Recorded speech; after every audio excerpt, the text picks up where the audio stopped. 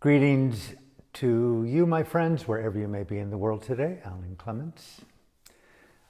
This is part 8 in the series Deadman Walking, Freedom Never Dies.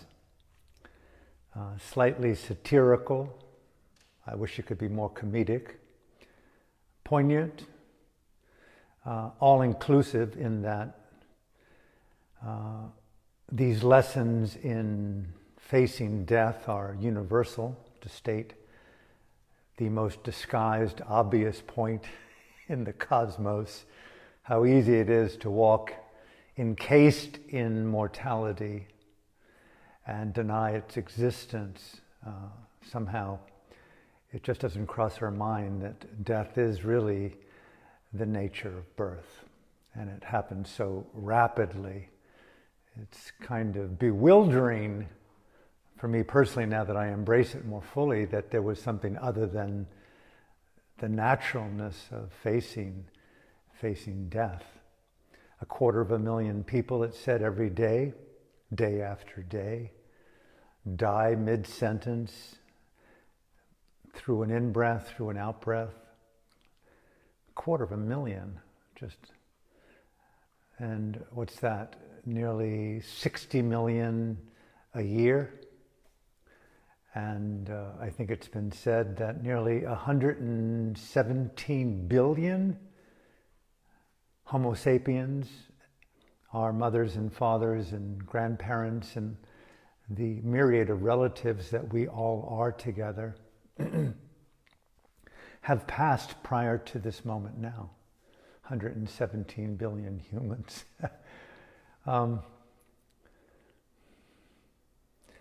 And for many, I know my mom at 96, death was a liberator. She had lived her years. She was confined to the care of other people who bathed her, who anointed her, who brushed her hair, her teeth, who answered the call of nature, who cleaned her, who fed her, primarily my brother and his wife. And the blessed angels in an assisted living home. Death was liberator. Alan, I just want to be in my Christian belief system with your dad. I have done my life. Her hands were gnarled. Her legs were swollen. Mind lucid, but the encasement of consciousness had come to its end of functionality and mobility. Death was liberator. Welcome today. I hope you're well. This series of talks, Deadman Walking, Freedom Never Dies. It's the basis of a one person, me, film and theatrical spoken word performance that I'm writing right now. And pray if I live long enough and the pandemic ceases, and I have the heart and the courage and the support to take it to the stage, I'd love to do this Deadman Walking, Freedom Never Dies show on stages.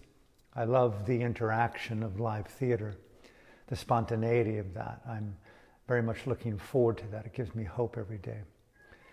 And these lessons, these shapings, I should say, they're not lessons learned at all. They're mosaics, they're energy fields to engage throughout a lifetime. What are they? Bring God into the room, grace under pressure. The quality of consciousness is everything. Liberate your freedom. Do not let fear get a hold of you. Only you, reasoning power, relativity, and trust. Art is life, life is art. Embrace the mad woman, the mad man in you. Believe in love. Believe in love. Humbled by the heart. And a love that transcends forgiveness. And here, lesson 8, conscious navigation. Again, a concept that I've derived from the teachings attributed to the Buddha, supported by my Kalyanamitta, the Venerable Seda U Pandita. Conscious navigation, really quite a beautiful concept for me personally, because it's so personal, and I'll explain more. And it's coupled with, what is your vision of a sacred future? We normally think of life and we live either in the moment or in the now or in the vicinity of the now, whether it be today or the hour or the event. Those who perhaps have more vision have a longer term vision of creating something that takes time, a beginning, a middle, and end of a book, a song, a poem, a marriage, a love affair, a role as a parent. Some things have relatively short duration. Others have longer expressions and require deliberation and navigation and skillfulness, conscious navigation. And for me, the issue of conscious navigation is embracing the continuum of the life stream, the mind stream, and navigating this, what we call in Buddhist Abhidhamma, this unique configuration of mental and physical concomitants in a very unique patterning, collectively called on a very relative level by our names. But this life continuum, this nama-rupa continuum, this field of physical and interrelated cognitive principles held together by these unthinkably complex qualities of God and consciousness and Dhamma, lawfulness, lawful interactiveness, and how to navigate this lawful interactiveness consciously. And this is where, again, I'm just sharing on a personal basis, being a son of the Buddha, at least that's how I aspire my life to be, being a student of the Dhamma. I do believe firmly in the navigational wisdom of the Buddha and the dedication to become a Buddha known as the Bodhisattva Vow. I make a determination to develop the 10 states of excellence known as the paramis: dana, sila, nekama, what is the fourth? Panya, virya, kanti, satya, aditant, metta, and upekkha.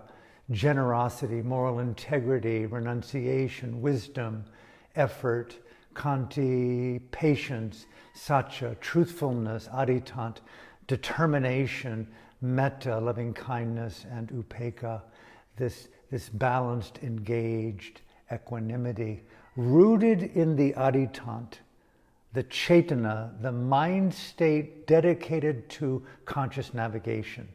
And there's nothing more spectacular for me than the aspiration of becoming a Buddha, an awakened individual who radiates the culmination, it's said theoretically, of the paramis, these states of excellence, the continuum of the life stream, a dedication to their elevation, their radiance, their power. What a beautiful vocation. And there are art forms, Dharma art forms, so they tell us, the Kalyanamitas, those men and women who've dedicated their lives to the embodiment of Dhamma as a living vocation and have developed an artfulness, a skillfulness to articulate these incredibly nuanced aspects of life and consciousness known as the Kalyanamitta. The Buddha being the pinnacle of Kalyanamitas, a being dedicated to the aspiration to fulfill the heightened development of the paramis. So spectacular. I don't have that particular dedication. I have a dedication to want to be a friend of the Buddha, an ally of the Buddha. This is coming back to a very personal lesson 8. I live in this state all the time, as much as I can consciously bring it to the fruition of my moment, my hour, my day. conscious navigation, a vision of a sacred future which breaks for me the coma of the now, present time mindfulness alone. No, I'm doing this to navigate. Just as I would go to the beach today, I navigate the road, down the hill. I park in a particular place. I walk to the beach. I navigate the beach up and down, walk around the wood and the people, and come back to the car and navigate up the hill and back to my home.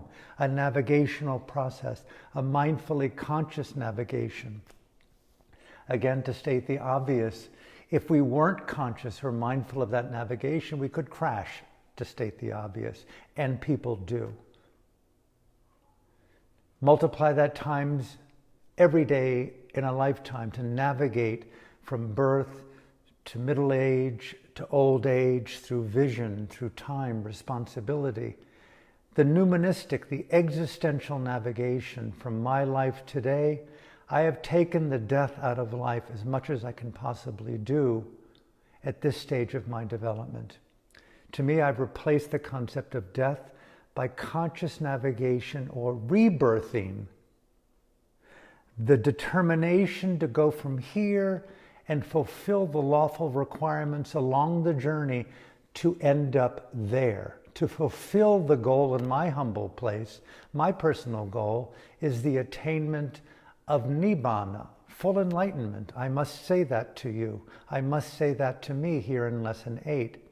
The navigational goal, it isn't just to navigate skillfully alone.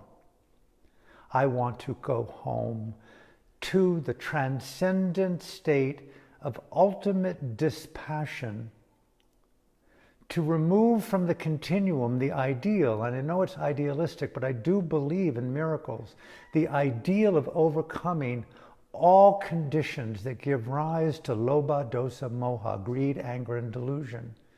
That to me is the ultimate gift of my life as I can see it in the context of this samsara, this topography of infinity based upon lawfulness, constituents of Dhamma. 250,000 people died today. Goodness gracious. It could be you. It could be me. If not today, tonight or tomorrow. 60 million this year. That's a big chunk of people.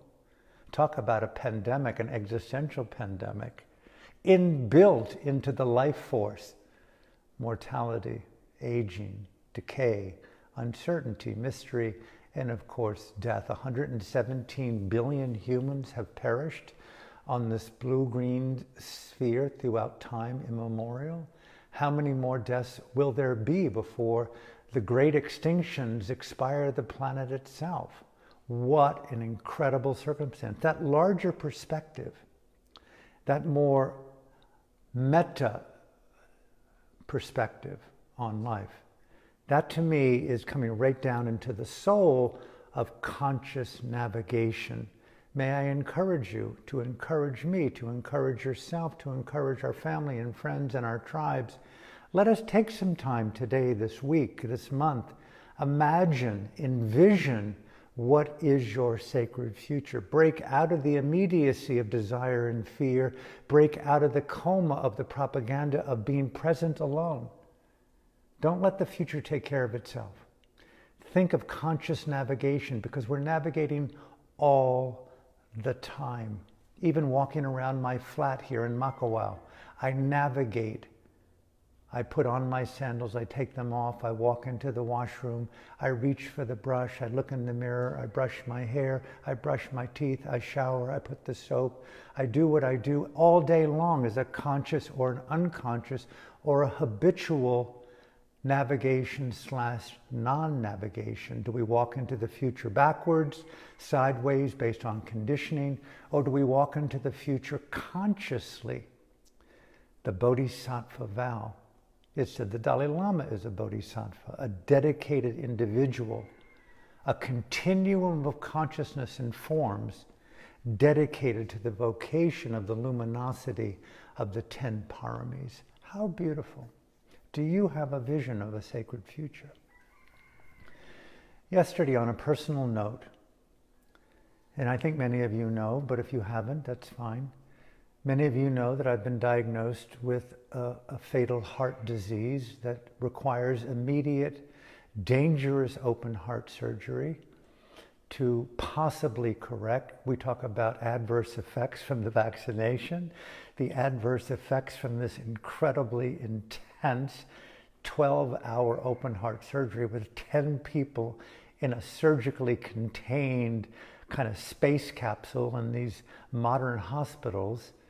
You could have a stroke, you could have a blood clot, you could have paralysis, you could lose your mental functioning, you could have a heart attack, you could bleed to death, you could have kidney failure, you could have a second aneurysm, you could have a third aneurysm, you could die on the table, you could wish you were dead, I was told, for the 3 weeks after a so-called moderately successful operation.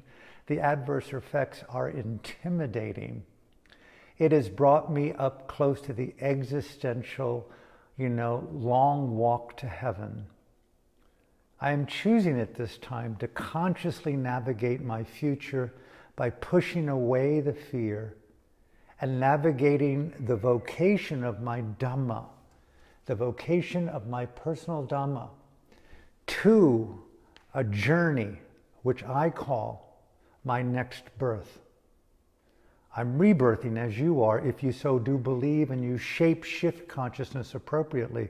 I do believe that every day, every hour, every minute, perhaps even every nanosecond, is a sculpting, an aesthetic, a personal, unique choice of mindfulness and effort, awareness and concentration, poise, balance, patience, all the attributes of cognitive, psychological, emotional, and existential sculpting.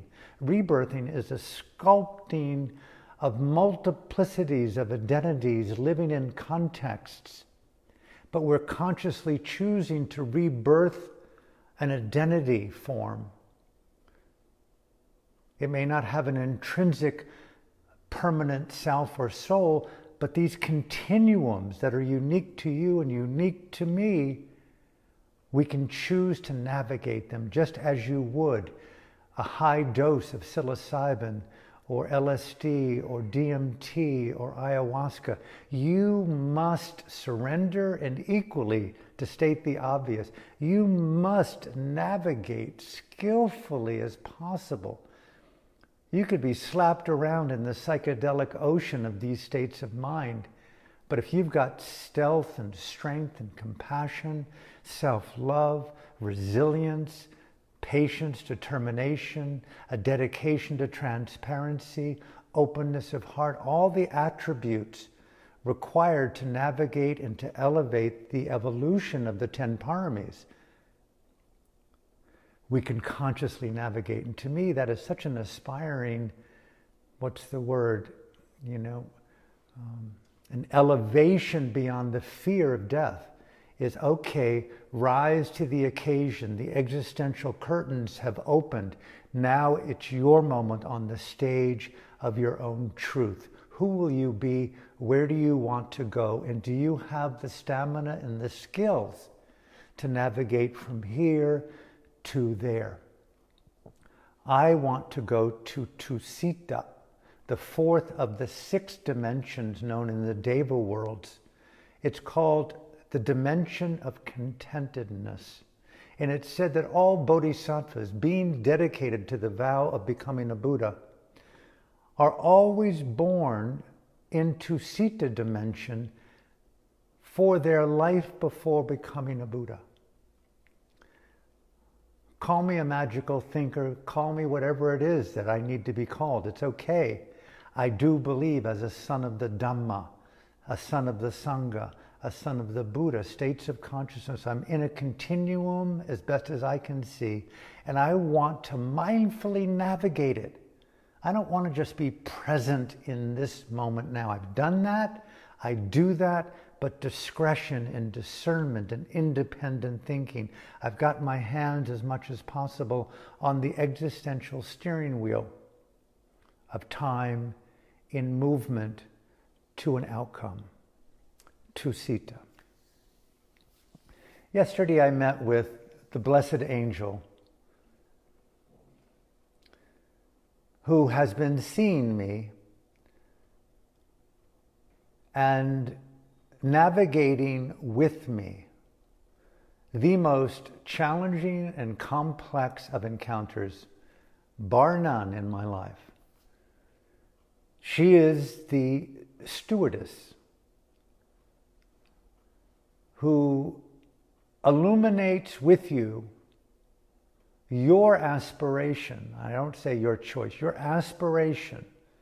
Now that hospice, through their due diligence, and doctors and psychiatrists and all the various people on the team have diagnosed you now as terminal, you have your right, your body, to choose your life and death.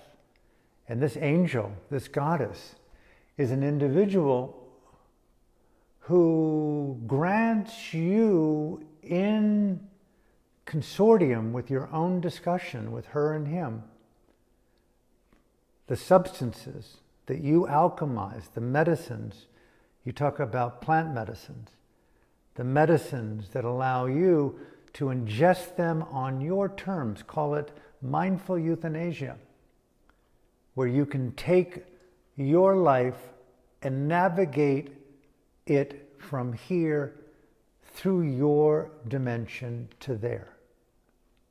And I am now in that process of finalizing that. And yesterday was my next to the last meeting with this angel, where now I have been validated to pursue the final stages of acquiring what's needed based upon my choice of the recipe to euthanize. I'm not saying to myself that I'm doing that, but I'm saying to myself that I'm considering doing that. And I'm here in Hawaii for that very purpose. Until that's concluded, I am here. One of the most challenging, illuminating, breathtaking, beautiful, humble, poignant, compassionate, reverential hours I've ever spent on planet Earth. And I was up most of the night last night, really pondering, feeling, crying, desiring, wondering, pacing, meditating, in breath, thinking, feeling. I felt so grateful, so honored. And I want to conclude here this final half with this conscious navigation. It's so in my heart right now, literally, so in my life, so in my mind. And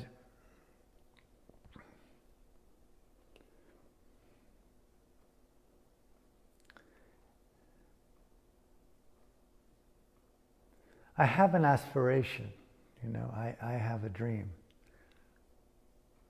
I have had a dream for some years,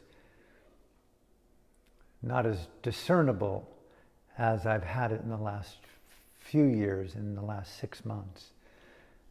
But going from here to there, to Sita, every morning and sometimes throughout the day, I have a deliberate set of practices, and I wouldn't suggest that anyone do anything they don't want to do, but this is wanting to share with you the lessons I'm learning, and if it has value, that's your choice. But I do the 3 Buddhist refuges: Buddhang Saranang Gacchami, Dhammang Saranang Gacchami, and Sanghang Saranang Gacchami. These are my ways of making the aditant, the conscious navigation to aspire to develop the sacred future of being reborn into Sita dimension upon death. And then I do the 5 precepts. Panatipata viramani sikkhabadam samadhiyami. I refrain from taking life. Adina dana viramani sikkhabadam samadhiyami. I refrain from taking that which isn't directly given to me. I refrain from stealing.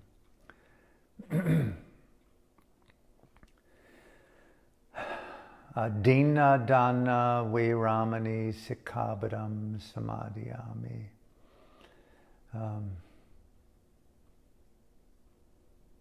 kamesu michachara veramani sikkhapadam samadhiyami. I refrain from saying that which is untruthful.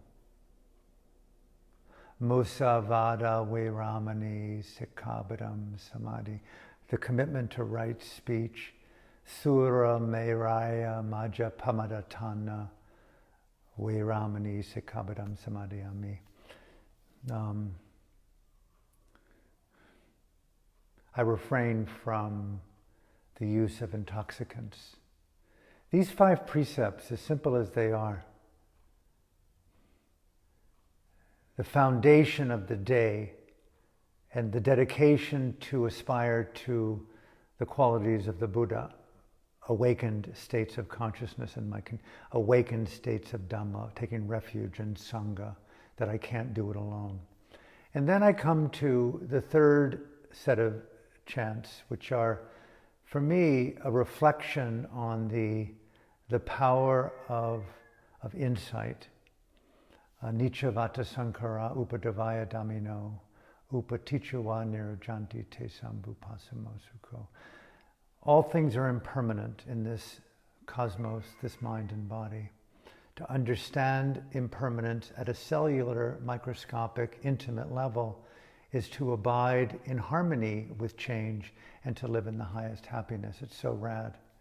Then you can say that with anatta vata sankara and then dukkha vata sankara, emptiness of self. And if one attaches to any of these forms, there is conflict, there is suffering. So these 3 refuges, 5 precepts, and 3 reflections on ultimate reality, the characteristics of all phenomena.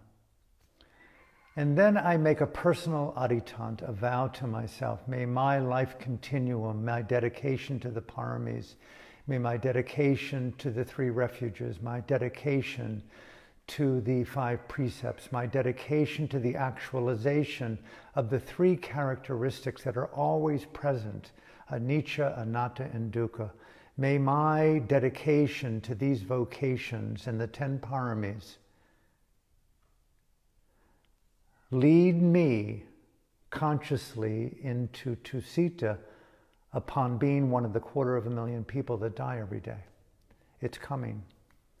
It may be this hour, it may be this day, it may be this month, it may be this year. It'll certainly be this lifetime for you and for me. And I'm inviting you to invite that place in your own heart to consider the possibility, should you find wisdom in reflecting upon death as virtue, as empowerment, conscious navigation. What are your belief systems at the core level of your own heart and mind? We all have them. For me personally, I'm sharing with you openly my desire to be reborn into Sita. It brings me tremendous joy to think about this.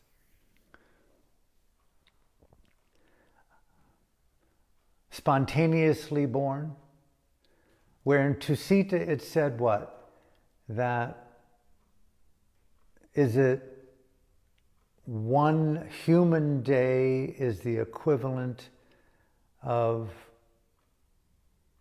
4,000 days in Tusita?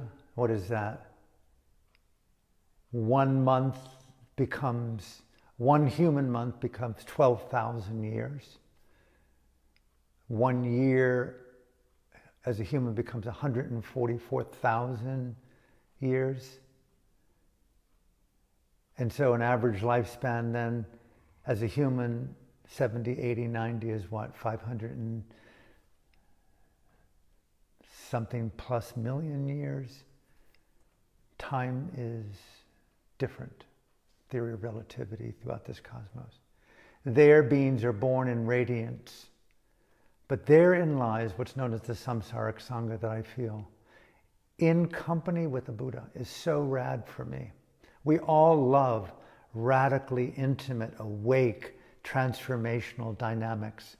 Just think of just how precious those relationships have been in those peak moments with your partner, your lover. Maybe you have them now where you have a communion at a level of fidelity and intimacy and beauty and sensitivity. Maybe it's the way that you pray to your Jesus, to your Holy Spirit, to your, you take down the walls of your cathedral and you bathe in the psychedelic unity of your deepest heart space. To be in the company of those beings that have been with us through time immemorial. You can see I'm a very traditional Buddhist. I do believe that there are those existential soul allies that walk and interrelate with us in different ways all throughout time. Who are you? I want to meet you. I've already met a good handful in this lifetime. I am so there with you. I so love you. I so honor you. Thank you, brothers and sisters, family, daughter, best friends, allies, brother, teachers, lovers. Thank you for those relationships. Sanghang saranang gacchami. Sangha, I cannot be who I am without the crazy, wild, beautiful intimacy that has come through living, aspiring to elevate the Dhamma through the radiance of Buddha states of mind known as Dana, Sila, Nekama, Panya, Virya, Kanti, Satya, Aditant, Metta, Upekkha. Oh, my Lord. Thank you for tuning in. And in Tusita, to be with the Buddha, I don't want to be a Buddha, I want to hear a Buddha teach. And it's said that when that moment comes, the Buddha and the samsaric Sangha, that you could aspire to be in that same company should you want to come along to the party. We are reborn in our final lifetimes as humans, just like in the Buddha Sasana that preceded us, that we have the Tipitaka that represents those teachings 2,600 years ago. Maitreya is the next Buddha in that sequence. A lawful Dhamma within samsara, it's said. Again, I'm just revealing my own traditional roots. I do believe.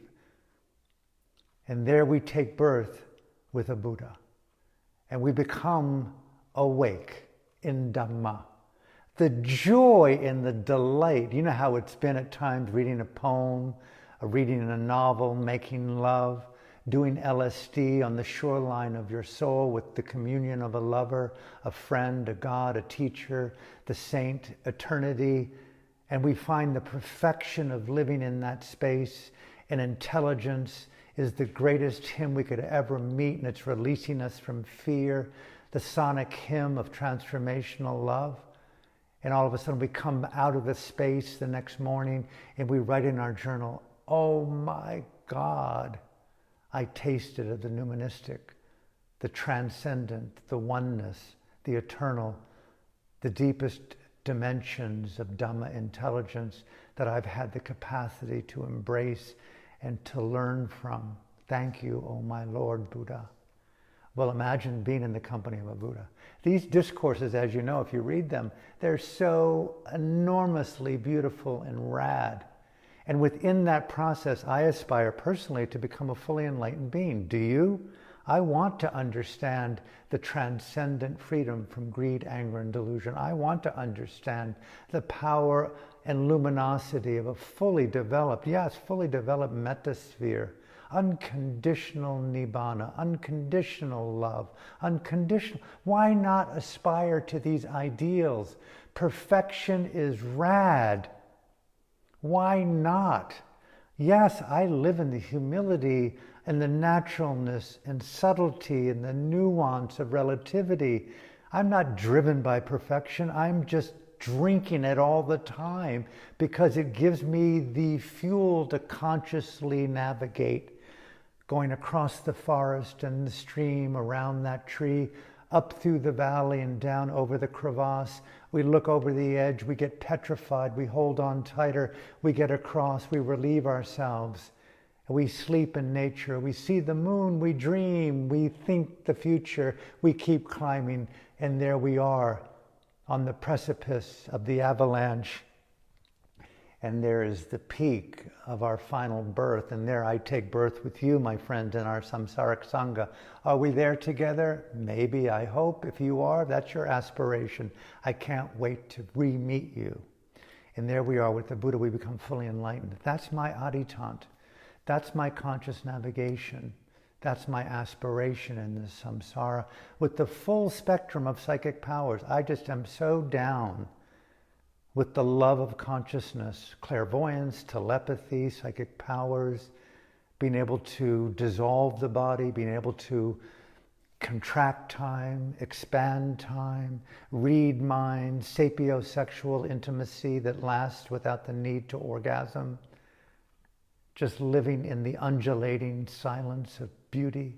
There's so many ways that we can connect and live in the miracle of life. I do believe that when all the blood and the tears and the violence and the predation dissolve, you're in the sphere of the Buddha, into Sita to take final birth with our samsaric sangha, and we've attained our hunship with full abhinya, and there we interrelate, we're listening, we're watching, we're talking, we're crying, we're giving, we're freeing, and we're learning, we're playing, we're dancing.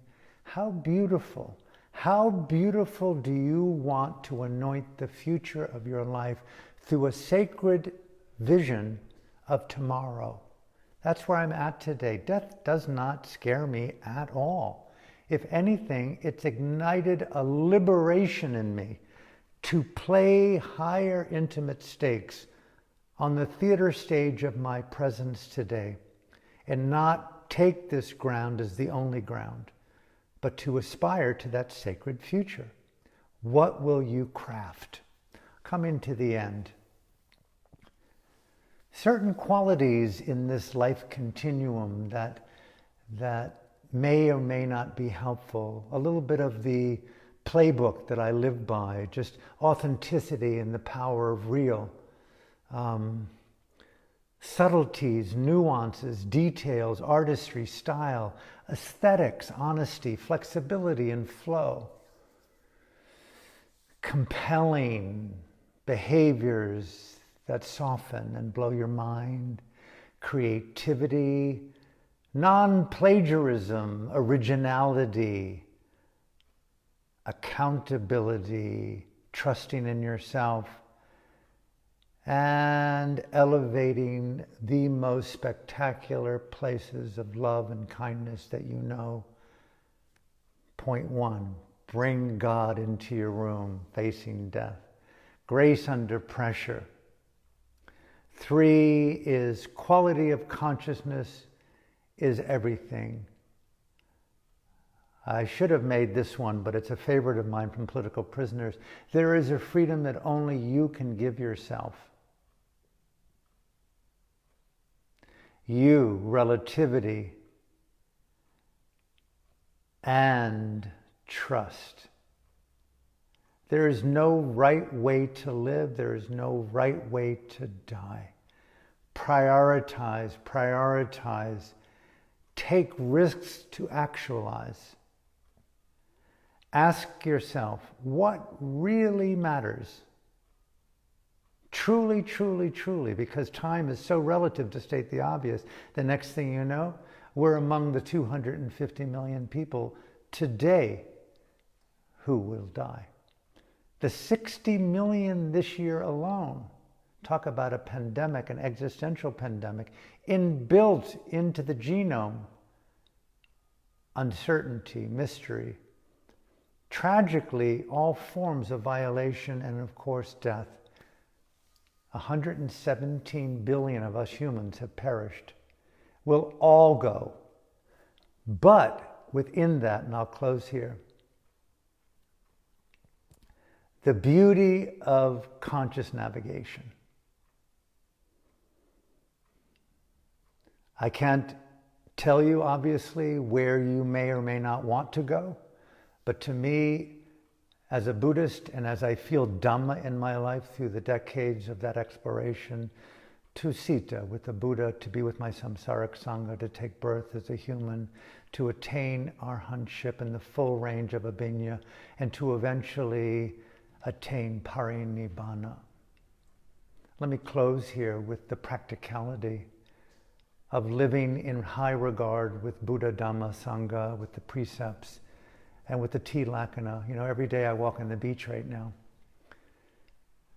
God willing. And those of you who live in Hawaii or wherever you may live, I don't know, but here on Maui, the elements at the beach are radical, at least in my humble estimation. There's something very natural, obviously, about them because it's nature.